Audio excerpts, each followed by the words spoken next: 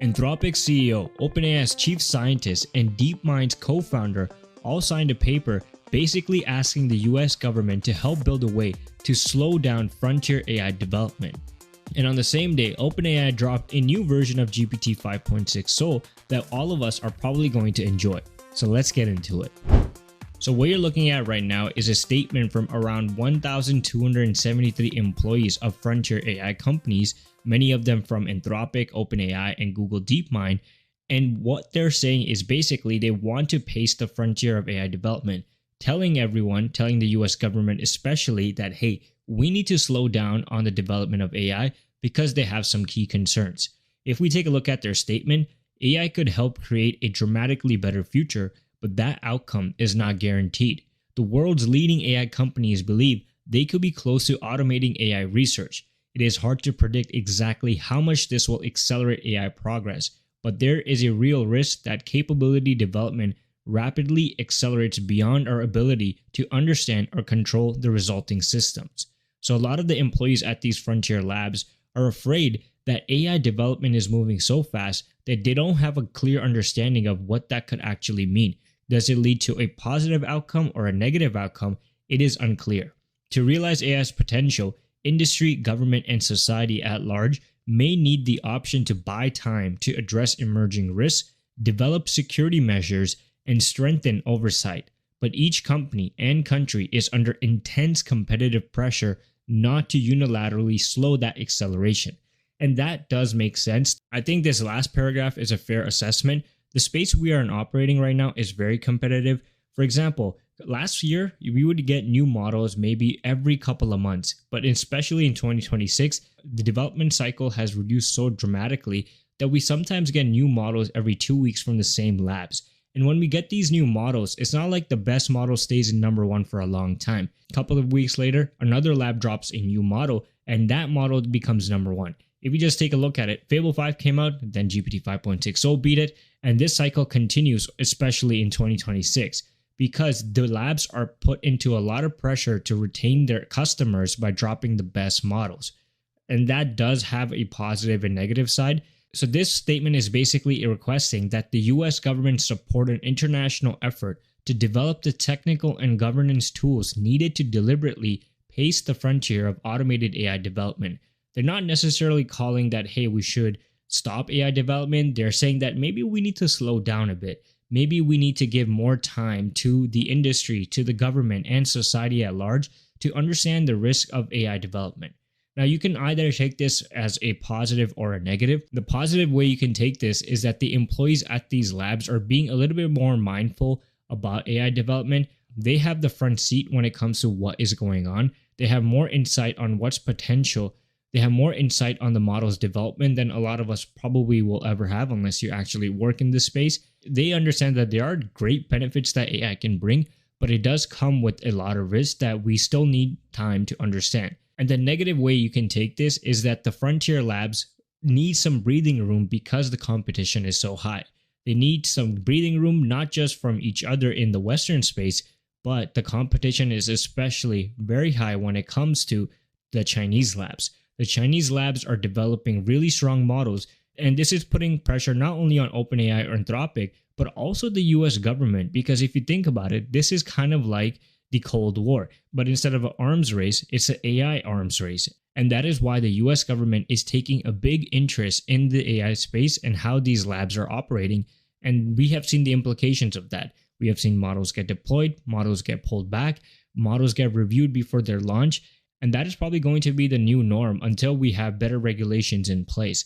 But yeah, this is kind of serious, but you can see that a lot of these frontier employees are signing it. And these are not just like analysts signing it, for example. These are the chief scientists. We can see chief scientists at OpenAI, Jakob Pachocki. We can see the co-founder and the chief science officer at Anthropic signing it. We also have the CEO of Anthropic, Dario, actually signing this as well. So this kind of tells you the vibe at these frontier labs. Before we continue, we just launched the Universe of AI newsletter. If you want to stay on top of AI news without having to hunt for it, link is in the description. Don't miss out. So yesterday I made a video about how OpenAI was going to drop something new today because of Thibault, who's actually the head at Codex and ChatGPT, mentioned that there's something coming out today. And what actually came out was not a new model technically, but a more improved model, a more improved version of GPT 5.6 Sole. So a lot of people that had been using GPT 5.6 over the last couple of days realized that the usage limits were being used up quite fast. And a lot of people complained that Sole was using codex limits faster than expected. And this, they were saying, was not because they on the back end reduced usage or any subscription plans or things like that without telling anyone. That is not what happened. It was, according to them, when they actually dug a little bit deeper, that the model was not performing as efficiently as before. So they made some updates, and now Sole should be performing about 18% longer now, and everyone's usage limits have been reset for ChatGPT Work and Codex, so that is a good thing. However, the 5-hour limits will be coming back tomorrow, which is Thursday. So there is a win for us. Yes, we have a more efficient model now, GPT 5.6 Sole, but the 5-hour limits will be coming back tomorrow, so keep that in mind. But this kind of transparency is something that I want to give OpenAI credit for, because over the last couple of days, they've been looking at feedback, they've been making active improvements, and they admitted that, okay, our models were not performing as strong as they were supposed to, as efficient as they were supposed to, and they actually addressed that issue.